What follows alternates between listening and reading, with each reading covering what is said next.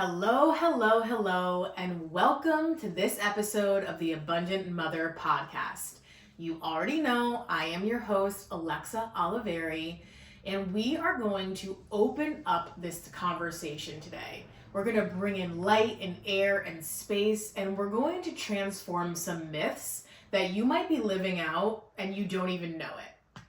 So today in the Northeast, it's rainy and it's dark. And so what we are going to do is use this as symbolism to bring in the sun, to bring in the awareness, if you will, about the ways of living that you might have fallen into patterns wise, and how we can actively break them for ourselves and for our future generation.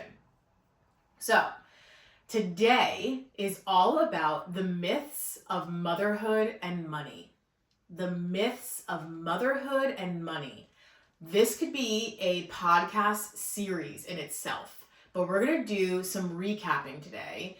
And my hope, my intention is that you'll receive this message, you'll receive this wisdom and filter it through your own consciousness, filter it through your own brain and your own heart and see, yes, that actually really does resonate with me, or wow, I never thought about it in this way. And then what is the action step that you're going to take from that?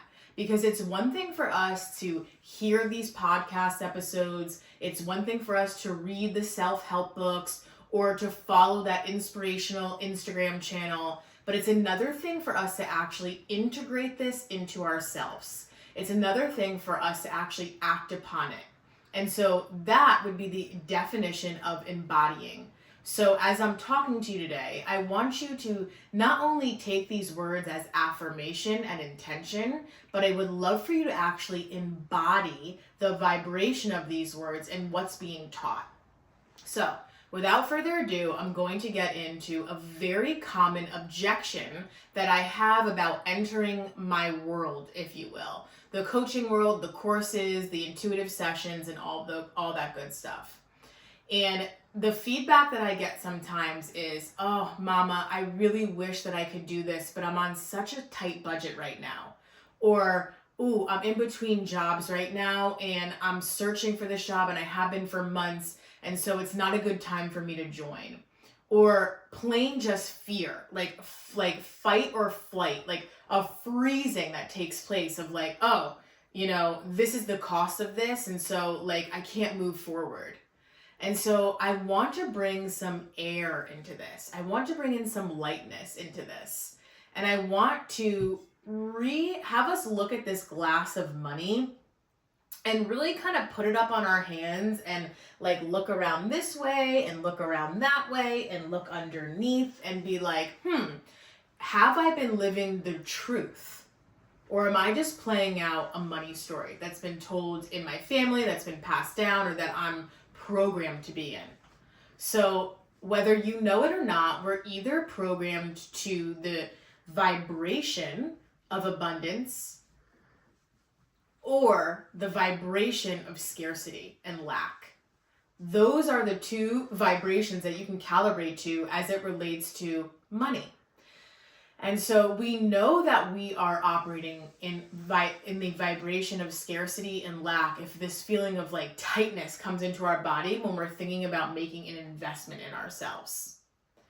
And I am not saying to be mindful about where your dollars go, but I am saying be aware if you're freezing at the fact that you would be investing in your higher education, in learning and expansion, in something that could give you a tool. Be mindful of that. I'm not saying to go out and drop money on a yacht that you'll take out for the day with your friends, because where is that actually leading you? Maybe a really great vacation, maybe a really great memory, maybe some good times with your girlfriends, but if you're in this vibration of scarcity, it's like, is that going to give me the skill set to bring in more wealth? Is that going to bring me the skill set to actually change things about my thought patterns, which will change the way that my family lives and breathes freedom? I'm saying to tune in to what the universe is asking you to invest in. And we have been preconditioned to think, especially if you grew up in the middle class, that saving money is the only way you can make money. And there is a real truth behind the fact that nobody that's ever been super, super, super, super wealthy got there by saving money. You can never get into this next caliber of wealth if you're holding on to everything that you have, because that automatically creates this stuckness, and that automatically creates this fear of, oh my God, if I spend this money, it will never come back to me. Versus, if I choose to invest in myself and my higher education in this way, and you're opening up to that, the possibilities of you receiving that income back tenfold is a reality. Wow, I'm so grateful that when I do this, I know that money comes back to me. I'm so grateful that when I share this income, that money will find me and then some. Versus, oh my God, I can't spend this dollar. This is like my last dollar. What am I going to do with this? Like, I can't even believe it. You're already putting in and leading with your fear-based mind. Okay? And this is not, again, as I remind us podcast episode after podcast episode, this is not for you to like bring in shame, to be like, oh my God, I can't believe like, I'm living this way. The real reality is a lot of us grew up living this way. And a lot of us got our money education and lack thereof, because how many different high schools really was like, okay, this is how it is for you to make money. This is what it means for you to earn money. This is what it means for you to further your money. Chances are you were not taking classes like that, right? And the programming that your parents received from their parents was, oh my gosh, hold on to every dollar that you have. So of course this is going to be ingrained in you. And then on top of it, maybe you did a whole bunch of money work. Maybe you're in this caliber where you surpass your family as it relates to wealth. And if you did, that's amazing. And there is still programming on the collective level about money. Think about the television shows that we can see. More money equals all of these problems. It's super interesting because I'm thinking of this show that I was recently, told about. And I think it is called Friends and Neighbors. And it's the guy that was from Mad Men, and he is the main character. And it's essentially about all of these people that obtained what, let's say, the quote unquote ideal of wealth is. And they live in this neighborhood, and it's very much the vibes of like keeping up with the Joneses, and all of this unimaginable wealth, and the watches and the tech and all of these things that, you would think that your life, that like the quote unquote successes of life. And this gentleman ends up losing his job, losing his marriage, and losing this like beautiful picturesque home that he finally attained. And it's like, well, what is the point of all this? What is the actual point of all this? And so the message, the symbolism that I get from the show, and then he does like a whole bunch of seedy things to, maintain this wealth in his life and not show his neighbors that he doesn't have it, and make sure that he can still provide the private school education for his kids, and just an insane amount of pressure and things that he's willing to do in order to like keep up with this lifestyle because he doesn't know any other way. And the teachings that I get from this is multiple things. Number one, the people that have attained this wealth in this show are out at the country club playing golf. They're at mixers, seemingly living a pretty leisurely life. And so the first myth that this idea of money busts is that you have to work your ass off all the time in order to have money. That is a myth that's been passed down to us that we're living out. And we forget, from a soul's perspective, abundance is your birthright. Abundance is your birthright. So that is the first myth. The second myth that this show depicts for us is that you think that once you maintain this certain amount of wealth in your bank account, that you're never going to have to quote unquote worry about money again. And this shows you that this gentleman who's obtained, let's say, I don't know, millions and millions of dollars, and then seemingly the next day has nothing, you're like, oh wow, there is a real reality where once you've hit this like ideal of this goal that you have in mind, that there is still this fear of money. And so the myth is that it has nothing to do with the number. Money has nothing to do with the number at all. It has to do with a feeling. It has to do with an emotion. Because somebody could have $100,000 in their bank account right now, and they're feeling as though they're one leaf away from being bankrupt. Okay? And another person is going to be given $100,000 today, and they are going to feel like heaven, God, the universe just supplied them with an infinite amount of money. Now, why is that? Why is it that two separate people can look at the same exact number and feel something different? That is because money is a myth as it relates to the numbers.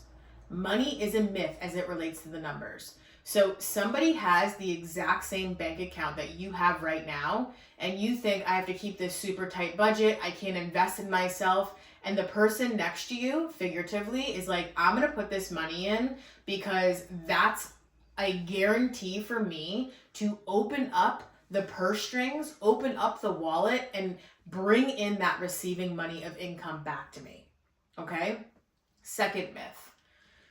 The third myth is that we think that money is going to buy us something. So this show really depicts materialism. It really shows like, oh, I'm driving this car, my neighbor's driving that car.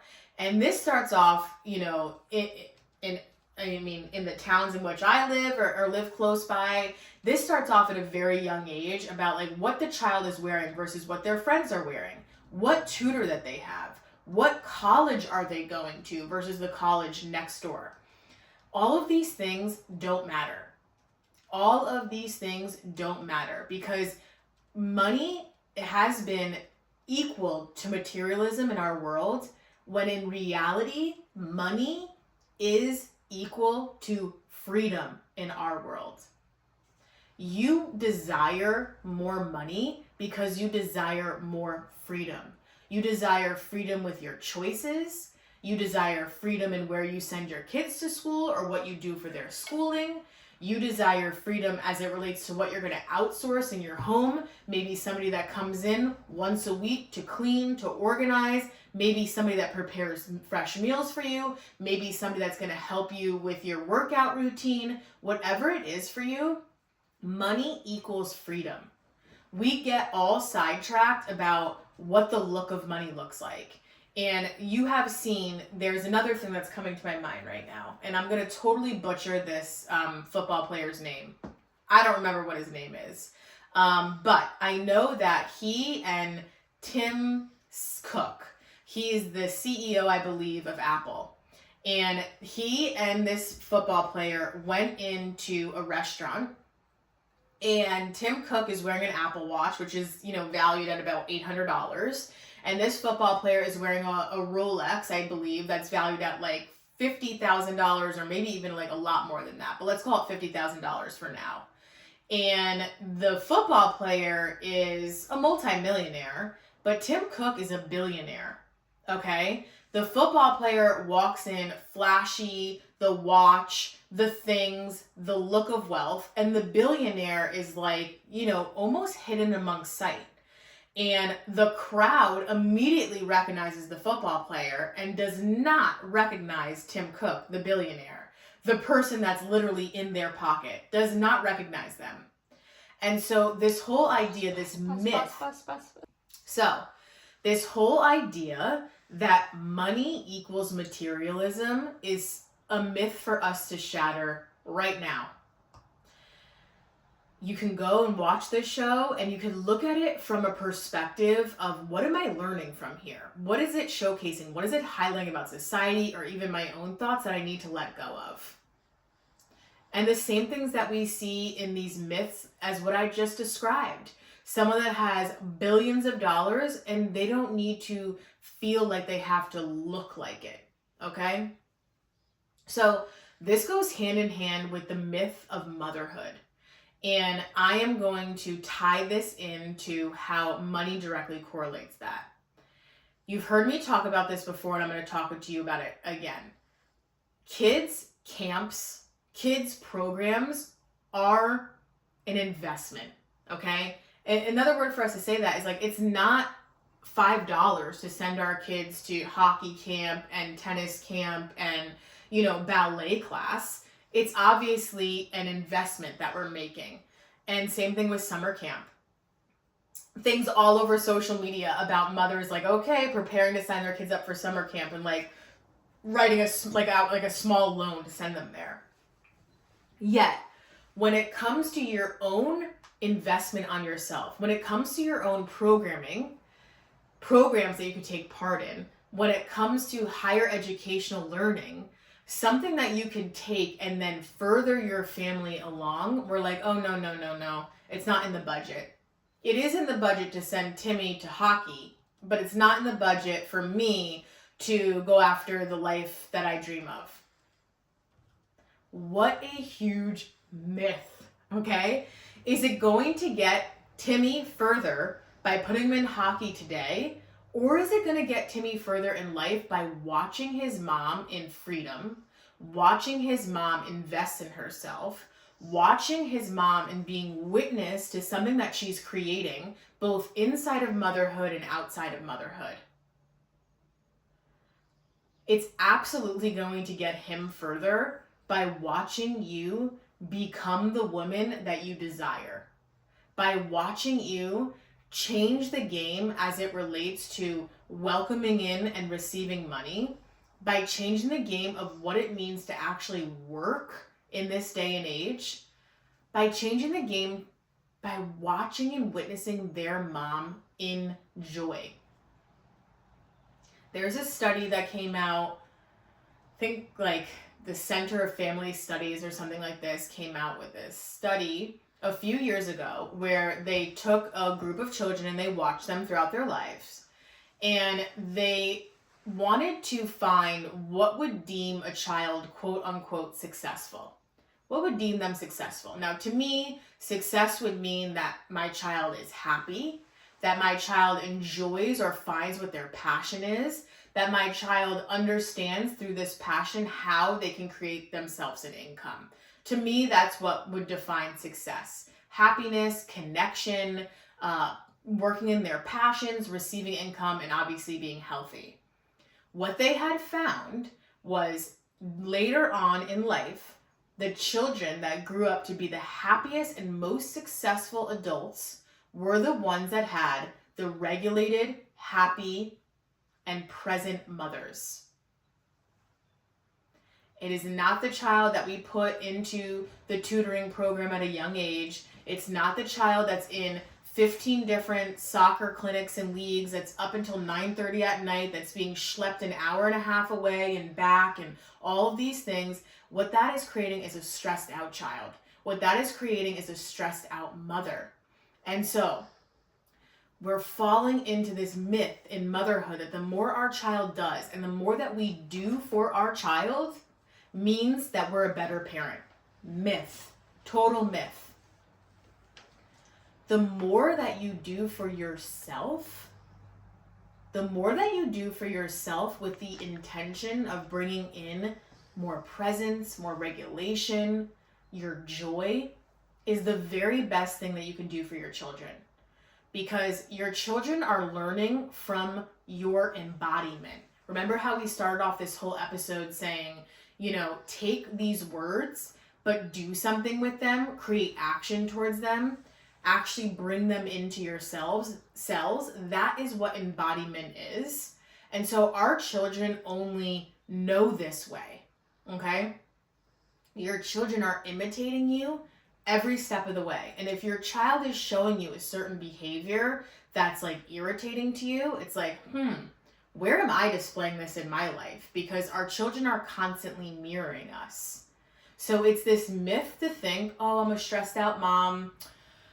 You know, maybe they wouldn't even say this. We wouldn't even say this that relaxed. Like, I'm so stressed out. There's no time in my day. I have no white space in my calendar. You know, I say yes to this, yes to this, yes to this, yes to this. I'm depleted. I have no idea where I even am. It's one motion to the next. But I have my child in their programs. They're with their friends. They occasionally, you know, maybe see a therapist or something like this, and they're going to be so much better off than me.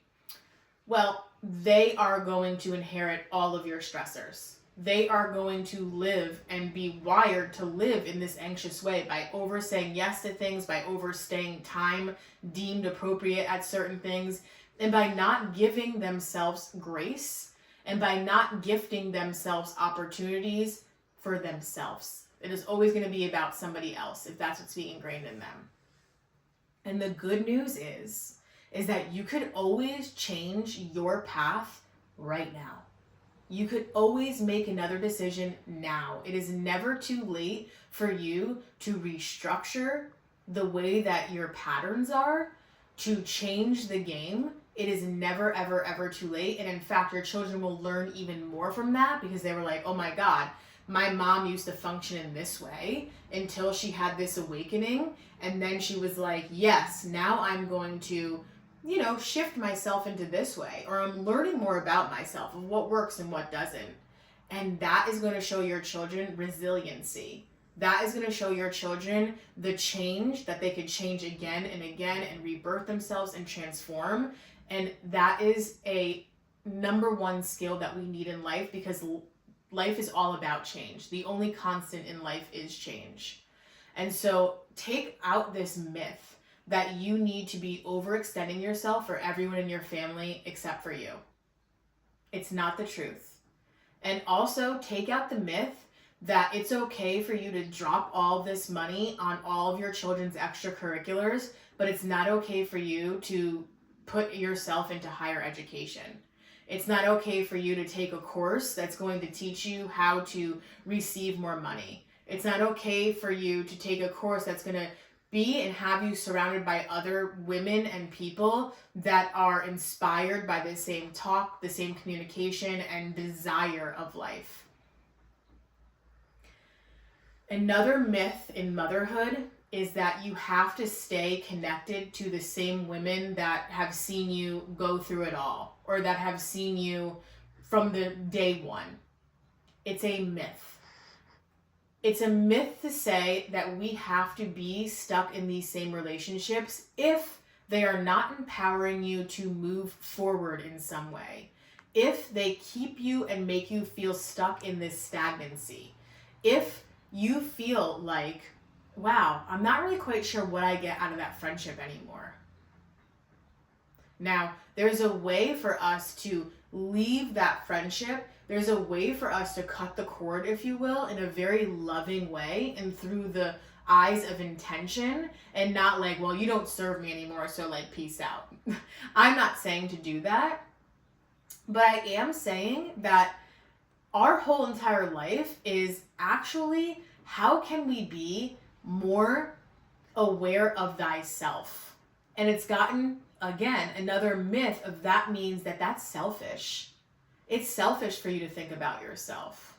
Well, 9 times out of 10, if somebody is telling you that you are being selfish for the decisions that you're making, it's because they are being selfish about not wanting you to make a decision that would actually benefit them. I just want to say that one more time. We have been sold this myth of selfishness because 9 times out of 10, when you are being told that you're being selfish, it's because that person feels as though you're making a decision that wouldn't directly benefit them. So everyone's walking around going, oh, that person's selfish, oh, this person's selfish. But really what it means is turn within. What is it that you need to do to feel your best self? That is the only way for you to make positive impact on the world around you. You cannot make positive impact on the world around you by being depleted, by not investing and resourcing yourself in ways that will further you and your family, by making decisions that feel like a no to you, but you say yes. That is doing everybody a disservice because it's doing you a disservice. So we are actually going to reframe this myth of selfishness and call it selflessness. It is selfless to make a decision in love for yourself for the greatest good of others as well. And it always, always, always comes back down to our intention. Obviously, there's a difference to be like, well, fuck it. I'm going to do this. I don't care how it hurts this person. But I'm just going to do this my way because that's the way. Versus, wow, I really feel called to do this. And it's my intention to do this and give back to myself. So that way I can give back to others. So that way I can become the mother, the woman that I feel in my soul I'm meant to become. And that's the way to inspire and lead others around me. You cannot lift somebody up if you are on the floor. You cannot lift somebody up if you are on the floor. So I'm really passionate about debunking these myths of motherhood and money, because oftentimes motherhood and money in today's day and age get like so wrapped up in one another, and we're wrapping it up in like this tight coil when actually it's like this beautiful dance. Like I could think of like a DNA strand. I could think of like doing like a beautiful dance with your partner of actually these are how these two things move together, instead of like, oh my God, I'm holding onto them so tight I don't even know. Because now, as you listen to the last podcast about the feminist movement and how it's failing mothers, it's all of a sudden been like, okay, mothers, you do it all. And as it relates to money, step inside the male structured corporate modern day working world. Work that way in order for you to earn money for your family. It doesn't matter how much it breaks you, how many mental breakdowns you have to have, how much your body might fail you, leaving your 6-week-old baby, with another person while you travel across the country. Yeah, that is what the feminist movement has done to us up until this point. It says, do it all. Now you can be it all. And now it's actually the time for women to go, oh, I actually don't want to do it that way, and I don't need to do it that way. Feel into what it's like for you to pull into the pickup line for your children and look down at your phone and receive money. Feel into what it's like to be having a leisurely Saturday and go, oh wow, I just booked a new client. Feel into what it would be like for you to further your product or your service with ease. Feel into what it would be like to get paid for something that you love to do. Feel into what it would be like to transform your sales brain of what you're absolutely doing for that nonprofit or that company, wherever it is that you might have worked now or in the past, and how can you actually change those skills and transform them so that they come into your benefit. Now, the whole point of Birth Your Biz is everything that we are debunking today. It is this new wave of mothers taking money into their own hands, literally and figuratively. I just got such a beautiful image of just mothers like with stacks of cash in their hand, just like bringing it into their heart. Because it's not only rewriting the money story, it's not only rewriting the societal expectations around money, but it's rewiring your motherhood. And so many mothers right now are being stripped of their motherhood because of societal expectations. Because of the, oh, you have this degree. That would be such a waste of your skill set to not go back to work, right? Oh, you've attained this job. What a waste for you not to go back there. Like, look at all you've done to get yourself where you are now. These are all myths. Life transforms the second that you have a child. Life transforms when that child gets older and they get into another milestones in their lives. You can constantly transform as a mother, and you have the intuition and the motherly wisdom to be able to create something new. You do it all the time. You literally create inside your own body every single month, but also especially when you're pregnant and when you've been pregnant. Think about all the things that your body does. So innately it's inside of you that of course you could do this with your mental capacity. Of course you could do this with your patterns. Of course you could do this with the vision that you have for your life. And so inside Birth Your Biz, what we do is if you've come from a nonprofit world, if you've come from the corporate world, we are going to unlearn the things that we learned in corporate that deemed you successful. Because there's no way that success means the same thing to you today than it did back then. And so what does it mean? What we're also going to do is bring in energetics. It is so important when you are an entrepreneur and when you are a mother to really be aware of your energy and the energy that you're putting out, because that has a direct effect on your money, on your business mission, on the message, on your clientele. How could you become super aware of this? The unseen world of your business, the spirit of your business that we will tap into. We also will go through the structure of what it is to create a business in today's modern day world. There are some real world things that we need to put in place in order to make things a quote unquote success. Now, you might know some of these things coming from corporate, but it's again rewired in your brain as an entrepreneur. And it's for you to look at these things from the beginning stages and go, oh, okay, what can I brush up on? What can I take more in from? All of this is inside of Birth Your Biz. So you will get 5 live coaching group calls with me. You will come to the calls with any questions or anything that are going on inside of your business that I will answer in real time. You also will get access to the group chat where you can see other people and celebrating their wins. You can see other moms and what questions that they have, where they are in their state of launch. This is about taking you from $0 to launch. This is about integrating all the modern day things, the social media, the structure, the money, the children. What will this look like and how can you actually make this feasible in your life? And by doing so, you are claiming the energy of money and motherhood for you and your family.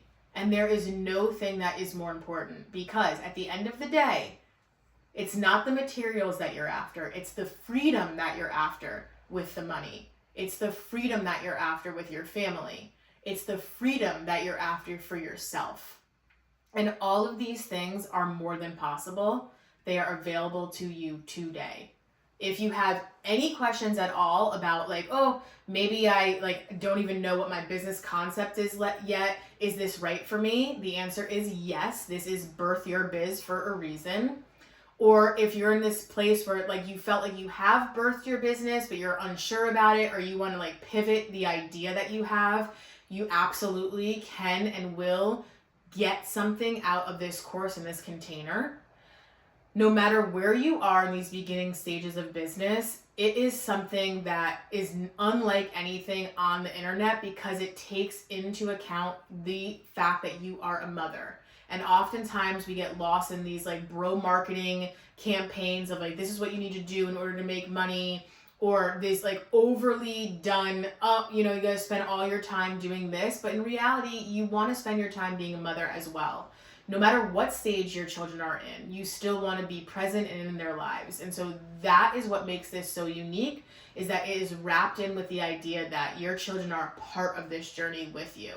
And if you saw my email today, it will be ingrained in your children, and think about how much cooler it will be for them to be maybe I don't want to go to conventional schooling. Maybe I don't need to feel like I need to go to college. Maybe I already know how to make money and I know what my business will be, and I'll be able to do that without having to do all the things that society tells us we have to do in order to be quote unquote successful. Because if we've seen 9 times out of 10, that has left us burnt out, depleted, unsure, and away from our families. And it's time for a whole new wave. So I love you. I see you. You are here debunking the myths of what it means to be a responsible mother and what it means to be responsible with your money. Debunking the middle class mindset that's definitely programmed inside of you now, and saying, you know what? I am abundance and it is my birthright to receive. I'm so happy that you're here. I cannot wait to see you on the inside of my world. If you are watching this right now, there is a sale, a massive sale going out for Birth Your Biz for Mother's Day. It is 50% off. So originally it would be $1,900 to join for this 8-week container, 5 group coaching calls, group chats, modules, all the souls work that you could need in order to get your business off the ground. It is now $900 for all of those things. If you pay in full, you get a one-on-one session with me, and that is valued at $200. So you're making it back right there. I promise you, you will have a transformational shift in that session alone. But if you want to break up the payments, you can absolutely do that as well. Just head over to my website, go out to the checkout, and see what option suits you best. I love you. I see you. I cannot wait to see you oh so soon.